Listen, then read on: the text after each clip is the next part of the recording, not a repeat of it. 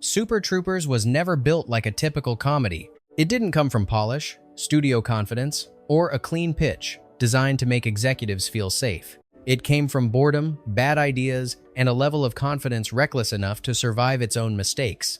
Behind the sirens, the syrup, and the stupidity, the movie was constantly fighting to stay in one piece. Studios tried to reshape it. Money kept disappearing, control was always slipping, and more than once, the people making it came dangerously close to losing the thing entirely. What finally reached the screen wasn't the result of luck or timing. It was the result of stubborn decisions, uncomfortable truths, and people refusing to step aside. These are the numbers behind Super Troopers, a movie where stupidity was deliberate, commitment carried everything, and survival mattered more than success. Number 1. Super Troopers didn't start as a comedy idea. It started as fear. Broken Lizard weren't sitting in a writer's room trying to invent jokes about police authority. They were a group of friends driving back and forth to Canada, doing exactly what a lot of young people did in the late 1990s, making irresponsible decisions and hoping nothing went wrong at the border. Every crossing came with the same quiet panic. What if the officers could tell? What if instead of arresting them, they decided to mess with them? That anxiety became a running joke among the group. Then it became a recurring thought. And eventually, it became the engine of the film's most iconic opening sequence. According to the group, the DNA of that scene came from a real incident involving friends at the US-Canada border. Drugs were in the car. The stop turned serious. Everyone's brain started racing. When a joint was discovered and agents ordered them out, one passenger didn't hide anything. He didn't throw anything away. He panicked and ate it. Not just a joint, but an entire bag of mushrooms meant for a group. The kind of decision you only make when fear overrides logic completely. He reportedly spent the next 2 days completely disconnected from reality. That's why the opening scene works so well. It doesn't feel like a gag built in a writer's room. It feels like recognizable terror. The joke isn't drugs. The joke is the human brain under pressure, watching itself make the worst possible decision while authority calmly holds all the power. Super Troopers looks absurd, but it's grounded in something real. Sometimes comedy isn't invented. It's what you tell later, after you survive it. Number 2. Super Troopers feels loose, chaotic, and effortless on screen. But behind that surface, it was a movie fighting for oxygen. The script went through more than 20 drafts. Not because Broken Lizard were perfectionists chasing polish, but because the project kept collapsing under its own weight. Early versions leaned in different directions. Tone shifted. Ideas were tested, abandoned, rebuilt, and questioned again. Each time they got close, the same thing happened, financing stalled, and momentum vanished. That kind of limbo hits differently when you're not a studio team collecting paychecks. It hits when you're broke, exhausted, and watching what feels like your only shot slowly slip away. Eventually, they stopped trying to perfect the script and started weaponizing it. They made a rule that sounds insane until you watch the finished film. One joke every 6 seconds. Rewrites stopped being about smoothing anything out. They became about tightening rhythm. Punchlines stacked. Callbacks were planted early like traps. Scenes were rebuilt, so jokes weren't destinations anymore. They were the structure holding everything up. By the time the script finally locked, nobody felt victorious. They were drained. The near breakup of the group wasn't a legend created later. It was the atmosphere in the room. When you rewrite something that many times, you stop arguing about jokes and start arguing about whether the group even makes it to the end. That pressure is why the movie feels reckless and alive. It wasn't born from ease. It was forged under stress until the stress nearly broke the people writing it. Number 3. Once Broken Lizard finally believed in the script, the rejection they faced was worse than a simple no. Studios didn't say the movie was bad. They said it was good, and then tried to change everything that made it theirs. Fox saw the pranks, the recurring bits, and the characters, and immediately thought television. Cheap sets, repeatable gags, a format that could run forever. Broken Lizard even wrote a pilot, trying to prove they could deliver the concept that way. Nothing happened. No green light. No follow-up. Just more time burned. Miramax responded differently. Not approval, not rejection, confusion. Meetings felt less about notes and more about optics, public appearances, industry buzz, being seen in the right places. For a moment, it looked like momentum. Then, Universal stepped in with a real offer. A budget around $5.5 million. For a brief second, it probably felt like the nightmare was ending. But the deal came with conditions. New writers, a different director, softer edges, a safer version of the movie that looked like a standard studio comedy instead of a strange cult object waiting to happen. Broken Lizard said no. That decision nearly erased the film completely. Because when you turn down the last real offer, there are no safety nets left. No backup studios. No second lane to jump into. If Super Troopers was going to exist at all, it would require something Hollywood almost never offers. One person willing to believe in it without trying to reshape it. Number 4. Super Troopers wasn't saved by a studio. It was saved by a favor. After years of rewrites and closed doors, the script reached someone who wasn't part of the system at all. A recently retired Wall Street investment banker agreed to read it not because of agents or pitches, but because a friend's father asked him to take a look. There was no development meeting, no list of notes, no demand for stars. He read the script and did the one thing no executive had done up to that point. He laughed. And more importantly, he understood what it was trying to be. Instead of asking how to smooth it out or make it safer, he agreed to finance the film exactly as it was. One investor. One check. Roughly $1.25 million. That meant there was no safety net. If the movie failed, it failed completely. No studio cushion. No second round of funding. Just Broken Lizard betting everything on one person saying yes. Against the odds, the gamble worked. The film made its money back, which is a rare outcome for an independent comedy built on weirdness, authority abuse, and no recognizable stars. Even the title reflects how far outside the system the film lived. It didn't come from marketing research or branding meetings. It came from a casual comment made by a mother. Someone mentioned the project at home, and she summed it up without hesitation. "Oh, so you're making a movie about Super Troopers." That was it. Simple. Sticky. Impossible to forget. A movie built on mocking authority was financed and named by people who weren't part of Hollywood at all, and that's exactly why it survived. Number 5. Super Troopers had every reason to play it safe, and every opportunity to sell out. With a tiny budget and no leverage, the obvious move was to attach a famous name. Studios pushed for it repeatedly. Ben Affleck was one of the names floated during discussions at a moment when he was already becoming a major star. Other suggestions followed the same logic. Swap the cast. Swap the director. Make it marketable. Broken Lizard refused. Their rule was non-negotiable. They would star in the movie themselves, and Jay Chandrasekhar would direct it. Because removing the people who created the voice wouldn't improve the film. It would replace it. They understood something crucial. A different version of Super Troopers might get financed. It might even get released. But it would arrive empty, stripped of the strange internal rhythm that made it work. That stubbornness extended to casting choices. For Captain O'Hagan, they didn't want a recognizable face doing a cameo. They wanted authority, real authority. They chased Bill Murray and even floated an offer around $100,000. Nothing came of it. No miracle, yes. Just another door that stayed shut. Instead of collapsing, the movie sharpened. By stopping the chase for famous faces, the group was forced to rely on tone, commitment, and chemistry. Super Troopers didn't get saved by a star. It survived because the people making it refused to hand it over. Number 6. Super Troopers feels loose and out of control because the production itself often was. The film was shot around Rockefeller State Park Preserve in Pleasantville, New York, with ordinary roads standing in for Vermont highways. There were no sound stages and no controlled environments. Just a crew trying to steal a movie from the real world without getting shut down. Sometimes the real world pushed back. One scene was filmed near an actual prison, and the atmosphere shifted fast. Inmates shouted at the cast during takes, especially at Steve Lemmy. It wasn't playful. It was loud, hostile, and impossible to ignore. Other moments required creative problem-solving that bordered on masochism. The maple syrup scene was originally supposed to use iced tea. On camera, it looked fake. So, they switched to real maple syrup. Multiple takes. No substitute.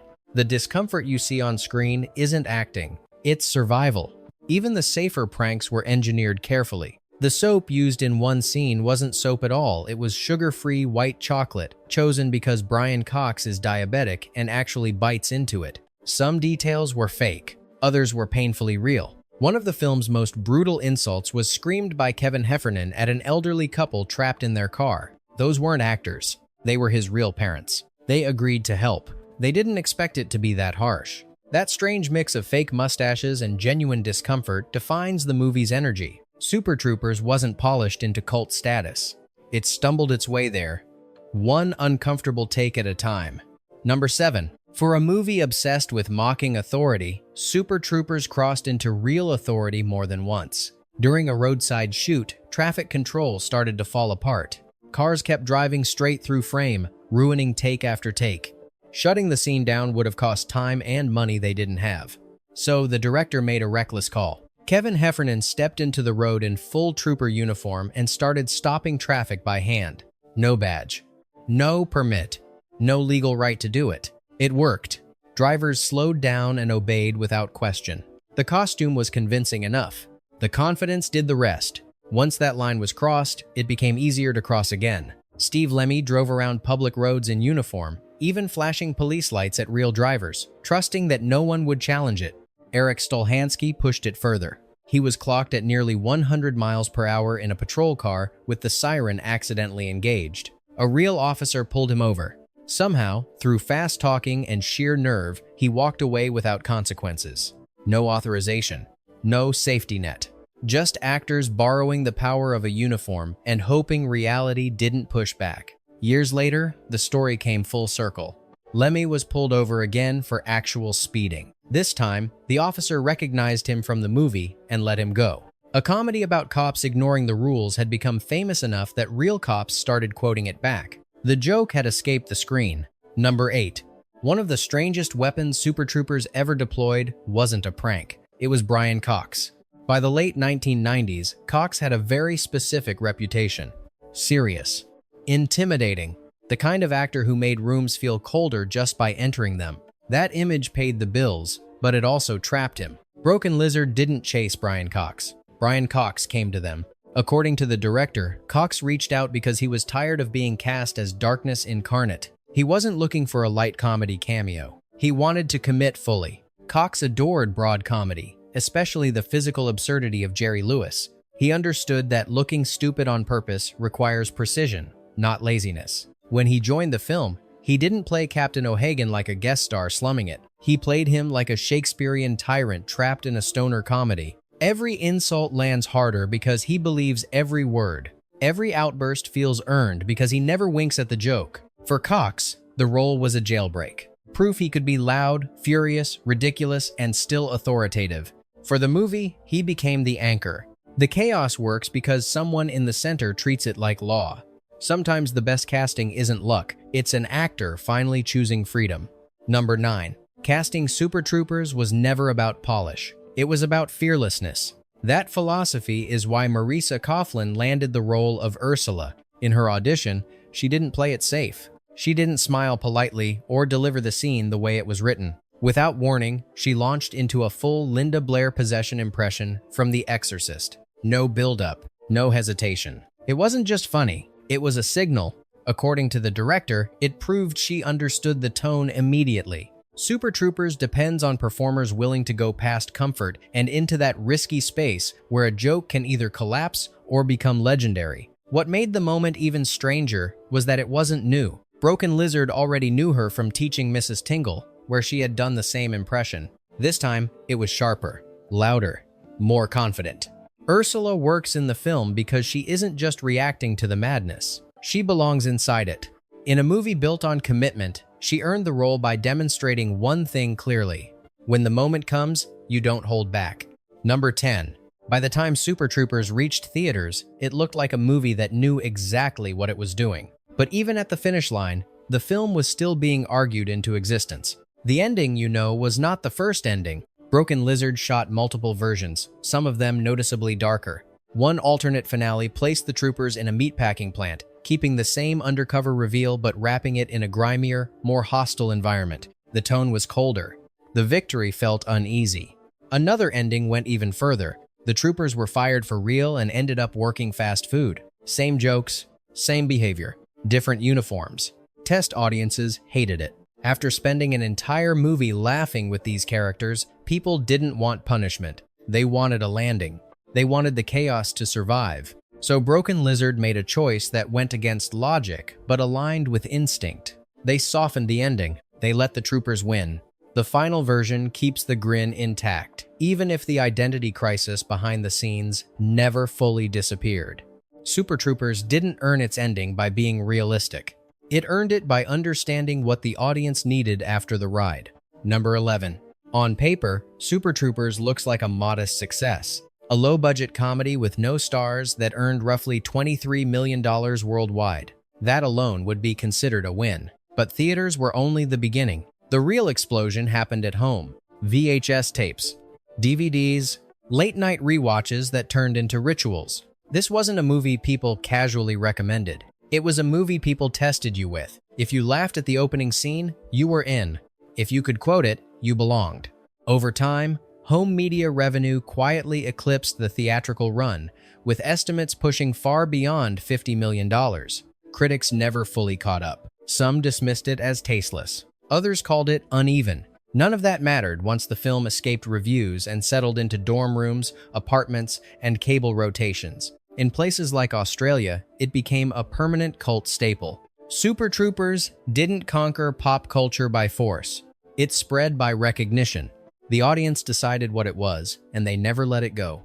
That afterlife gave Broken Lizard something rare: leverage, longevity, and the freedom to keep making strange things on their own terms. Number 12. For a movie that became a cult habit almost overnight, Super Troopers took an absurdly long time to return. Not because the creators didn't want it, because the system didn't know what to do with it. Early sequel ideas didn't even involve a sequel. One concept was a 1970s prequel called Super Troopers 76, chasing the energy of Smokey and the Bandit and Animal House. It was discussed, developed, and quietly died. Years passed. By 2009, Broken Lizard shifted toward what fans actually wanted, a continuation set shortly after the original, built around a U.S.-Canada border dispute. Still, the same wall stood in the way: money, risk, studio hesitation. So, in 2015, they bypassed the system entirely and went straight to the people who had kept the movie alive. They launched a crowdfunding campaign. Fans didn't just support it, they funded it. Depending on how the numbers are counted, the campaign raised between $2 and $4.5 million, breaking platform records and pulling in additional backing. The final budget grew to around $13 million. Super Troopers 2 finally arrived in 2018 and earned enough to justify its existence. Reactions were mixed, but the outcome was undeniable. The sequel existed not because a studio believed, but because an audience refused to let the joke die. Super Troopers doesn't feel like a carefully engineered comedy. It feels like something that barely made it through intact. Behind every dumb grin and perfectly timed insult is a movie that was fought for, rewritten into exhaustion, and held together by stubborn belief. Most comedies get made. This one had to survive. If it still makes you laugh on instinct, that's not nostalgia talking, that's recognition. And if Super Troopers still lives in your, quote, rotation, you can bring it home through the Blu-ray or DVD links below, including the 2-movie collection for those who stuck with it from the beginning. Because this isn't just a movie you watch once. You remember it, you quote it, and somehow, it never stops pulling you over.